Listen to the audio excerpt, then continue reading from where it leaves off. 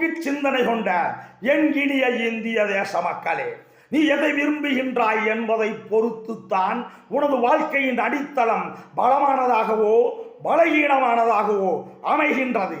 அதுதான் உனது வாழ்க்கையை முழுவதுமாக ஆக்கிரமிக்கின்ற சக்தியாகவும் இருக்கிறது. அதுதான் உனது வாழ்க்கையை முழுவதுமாக ஆக்கிரமிக்கின்ற சக்தியாகவும் இருக்கின்றது.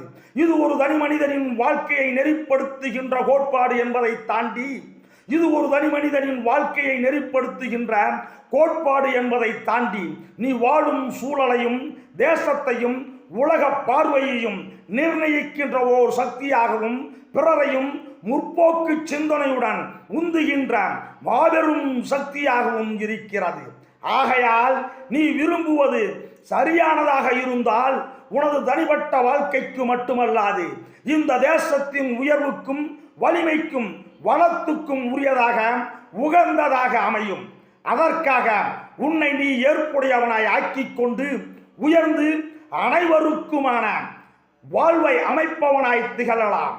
அல்லது இந்த தேசத்தின் உயர்ந்த நல்லிணக்க பண்புகளோடும் அல்லது இந்த தேசத்தை உயர்த்த நல்லிணக்க பண்புகளோடும் உயர்ந்த நோக்கத்துடனும் அனைவருக்குமான சிறந்த தலைவனை தேர்வு செய்கின்ற நபர்களில் நீயும் ஒருவனாய் திகழலாம்.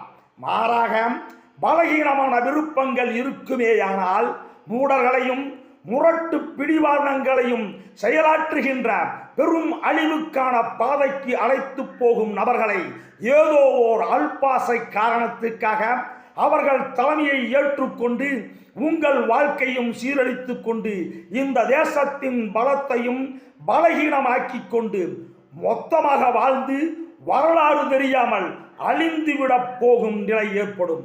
ஆதலால் தனி மனித வாழ்க்கை ஆகட்டும், ஒரு தேசத்தின் நலன் ஆகட்டும், நீங்கள் விரும்புவது உயர்ந்ததும் உறுதியானதும் சமத்துவம் நிறைந்ததாகவும் அமைந்திட வேண்டும் என்பதை எண்ணங்களில் பதிய வைத்துக் கொண்டு தொலைநோக்கு சிந்தனையுடன் செயலாற்றுகின்ற சிறந்த தலைவனின் பின்னணியில் உங்கள் பயணத்தை தொடருங்கள்.